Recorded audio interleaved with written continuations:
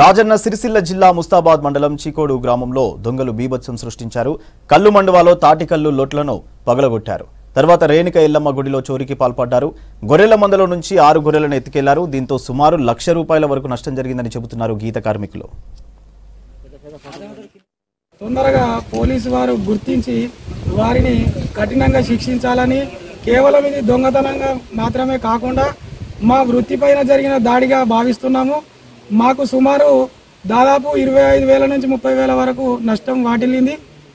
ఈ నష్టాన్ని పోలీసులు గమనించి తొందరగా దోషులను గుర్తించి కఠినంగా శిక్షించాలని గౌడ సంఘం తరఫున కోరుకుంటున్నాము.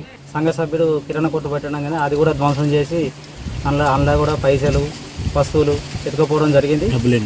డబ్బులు దాదాపుగా 20,000 రూపాయల కిరాణా కొట్టు సామాన్లు, దాదాపుగా 40,000-50,000 రూపాయల విలువ చేసే మా లొట్లు, నిత్యం మేము వాడుకునే కళ్ళు లొట్లు ఇవన్నీ ధ్వంసం చేయడం, ఆకతాయిలు దుండగులు ధ్వంసం చేయడం జరిగింది. ఎల్లమ్మ గుడి తాళం బలగొట్టి అలా ఉండి డబ్బులు కూడా ఎత్తుకుపోవడం జరిగింది.